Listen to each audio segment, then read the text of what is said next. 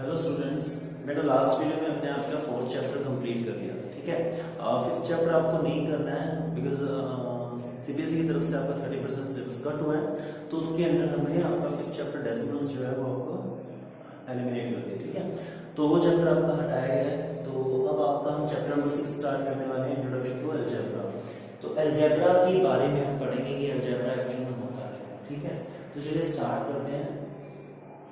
देखो, अलजेब्रा में सबसे पहले मैं आपको जो बेसिक चीज बताने वाला हूँ, सबसे पहले देखिए, मैं कोई एग्जांपल लेता हूँ। मैंने यहाँ पे लिखा 2 multiply by dash is equals to 16, या फिर मैंने लिख दिया 2 plus dash is equals to 10। अब यहाँ क्या आने वाला है, ये तो मैंने दो ही ऑपरेशन लगाए हैं, ठीक है।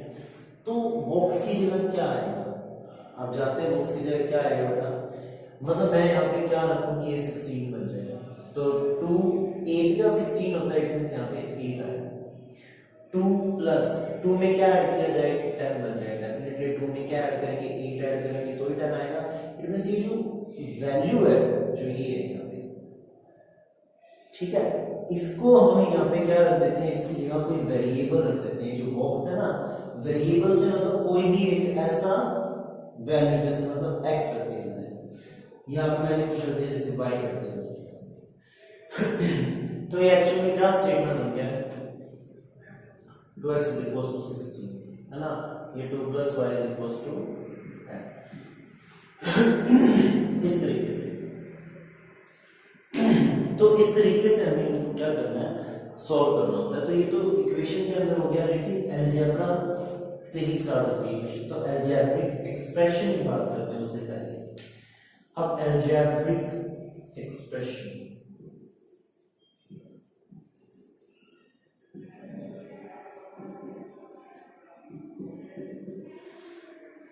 अलजेब्रिक एक्सप्रेशंस की बात करें तो अलजेब्रिक एक्सप्रेशन, जैसे मैंने कहा कि राहुल और एक राहुल है और एक इमरान है, ठीक है। अब राहुल और इमरान के बीच में मैं एज का आपको डिफरेंस बता रहा हूं। मैंने कहा राहुल इमरान से 2 इयर्स बड़ा है। राहुल्स एज, मैं लिखता हूं यहाँ पे स्टेटमेंट लिखता हूं, राहुल्स एज इज 2 years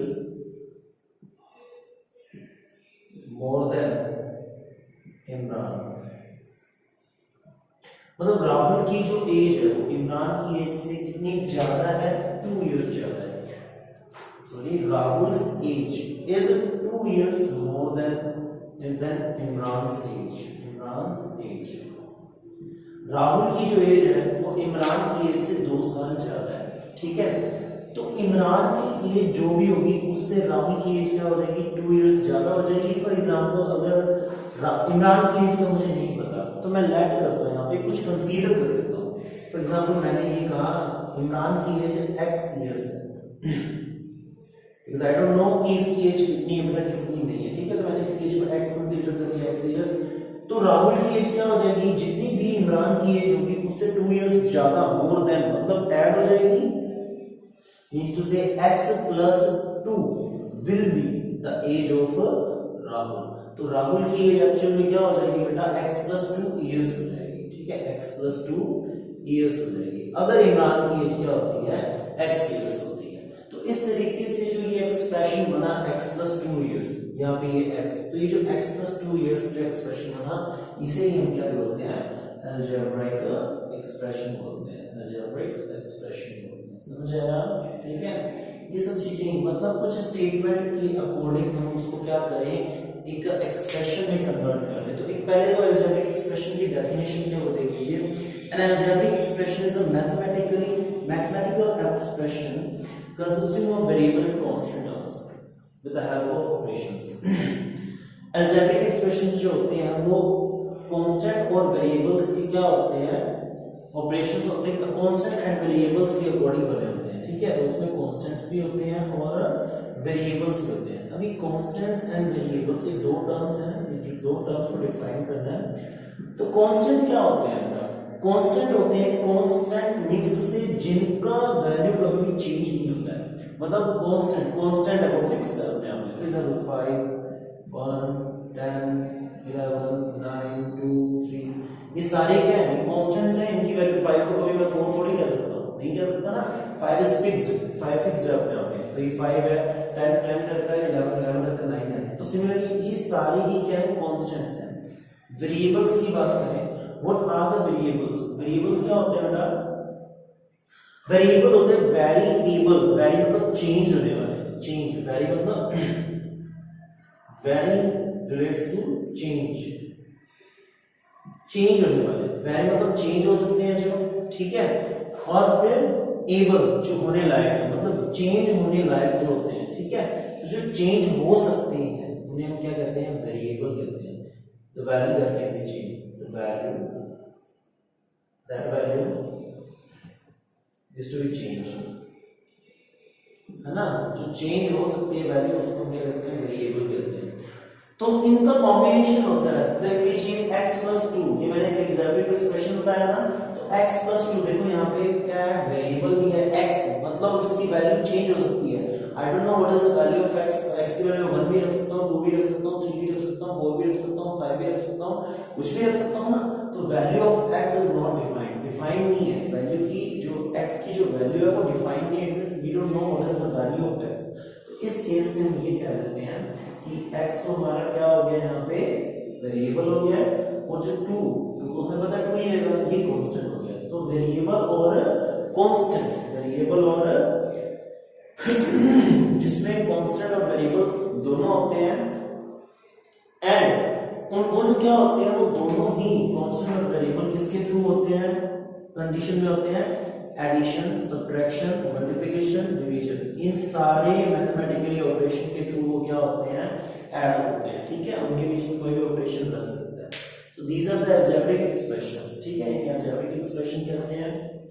चलिए अब देखते हैं हम, ये आपको मैंने समझा दिया। तो इसके अकॉर्डिंग, स्टेटमेंट्स के अकॉर्डिंग हमें क्या करना होता है, क्वेश्चंस करने होते हैं।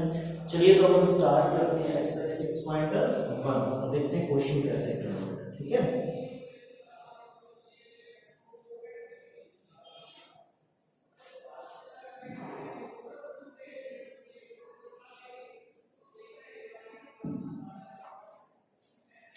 फर्स्ट क्वेश्चन देखिए एक्सरसाइज 6.1 का।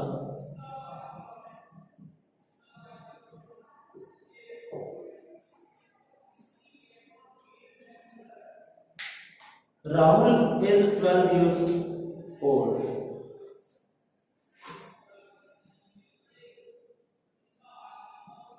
Rahul is 12 years old. ठीक है, और उसके बाद क्या कह रहा है, right Rahul age in terms of y, right Rahul age in terms of y,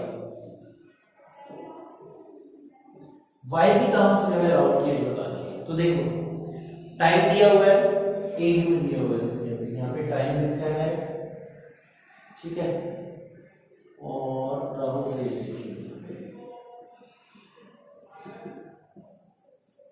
चलिए स्टार्ट करते हैं। यहाँ पे क्या है, 5 years ago, y years ago, 5 years ago, y years ago। पहले तो एक ही बात ही कर लेते हैं।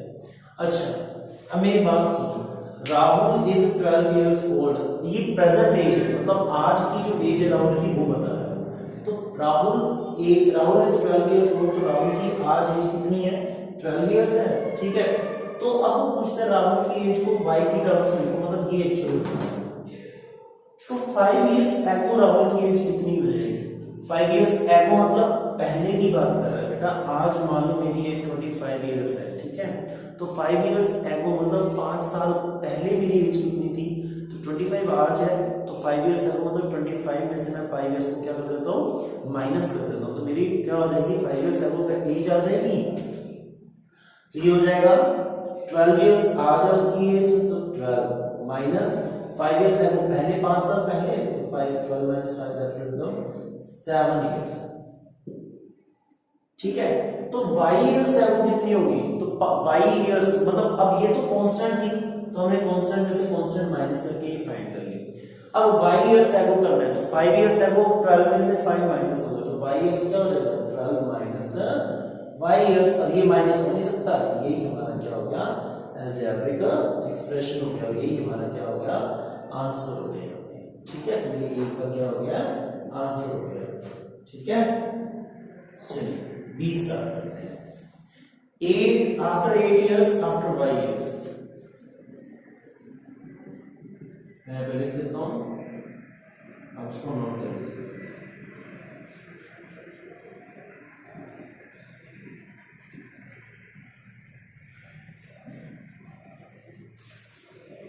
चलिए नोट कर लीजिए पहले।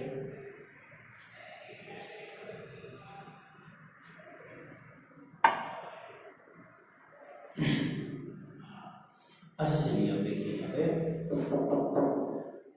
अब आज तो राहुल क्या है बेटा 12 इयर्स ओल्ड है, तो आफ्टर 8 ईयर, अब पहले तो उसने क्या पूछा था एगो मतलब पहले, अब आफ्टर मतलब बाद में कितना हो जाएगा, मतलब ये फ्यूचर में पूछ रहा है।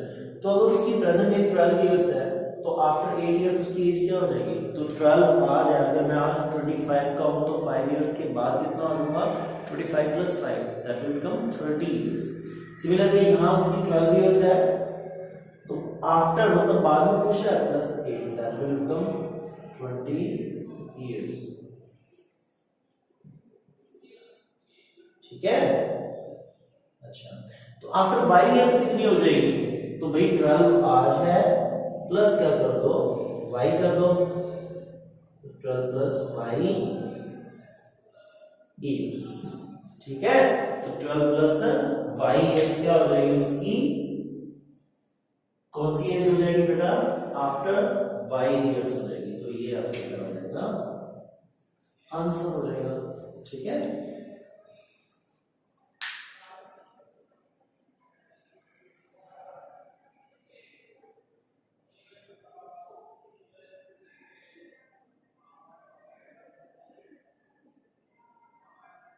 चलिए सेकंड क्वेश्चन स्टार्ट करते हैं।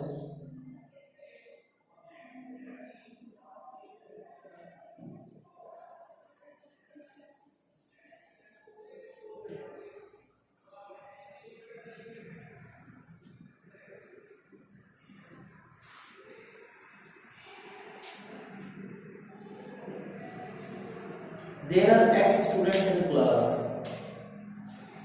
Total students in class.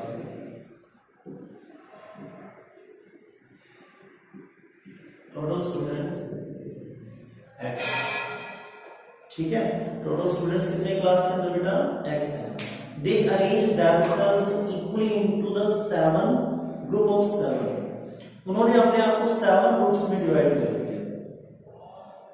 उन्होंने अपने आप को क्या कर लिया है, they arrange themselves equally into group of 7. How many groups are there? ठीक है, उन्होंने अपने आप को 7 के ग्रुप्स में डिवाइड कर लिया। ठीक है, उन्होंने अपने आप को क्या कर लिया है 7 के ग्रुप्स में डिवाइड कर लिया। तो टोटल 7 बच्चे हो गए, मतलब एक ग्रुप के अंदर, हर एक ग्रुप के अंदर कितने हैं 7 स्टूडेंट्स हैं। तो एक्चुअल में यहाँ पे कितने ग्रुप्स होंगे बेटा, ठीक है वो ये पूछ रहा है हमसे। तो बस इसको क्या करना है, इधर देखिए मैं आपको एक एग्जांपल से समझाता हूँ। जैसे मान लो 20 स्टूडेंट्स हैं किसी भी क्लास के अंदर, ठीक है, मैंने क्या किया 4 स्टूडेंट्स हर एक ग्रुप में कर दिए। अब ऐसे मतलब 4 स्टूडेंट एक ग्रुप के अंदर है, 4 students are in one group के अंदर कितने स्टूडेंट है 4 स्टूडेंट है। तो टोटल कितने ग्रुप हुए, अरे भाई 20 है, एक के अंदर 4 है तो टोटल ग्रुप कितने हुए 20 / 4 दैट विल बिकम 5 ग्रुप्स, क्योंकि 5 4 से कितने होते हैं 20, मतलब हर एक के अंदर 4 है तो 5 × 4 करेंगे तो 20। Similarly total groups students in one group, एक ग्रुप के अंदर कितने स्टूडेंट्स हैं बेटा 7, देयरफॉर टोटल ग्रुप्स, तो टोटल ग्रुप्स क्या आ जाएंगे टोटल ग्रुप्स क्या आ जाएंगे x डिवाइड बाय 7, बस इतना सा करना है। यहाँ तो भाई 4 था तो हमने कर दी थी, वो नोटबुक में नहीं करना है, ये मैंने एग्जांपल से समझाया, ठीक है। तो यहाँ तो 20 स्टूडेंट्स हैं तो काउंटिंग में थी और काउंटिंग में ही हमने मान लिया भाई यहाँ पे वेरिएबल है तो वेरिएबल में कांस्टेंट का डिवाइड नहीं जाएगा तो यही हमारा क्या हो जाएगा, आंसर हो जाएगा, ठीक है। तो चलिए हमने 2 क्वेश्चन इसके कंप्लीट कर दिए हैं, थर्ड क्वेश्चन हम नेक्स्ट वीडियो में स्टार्ट करेंगे, तब तक के लिए बेटा हैव अ नाइस डे।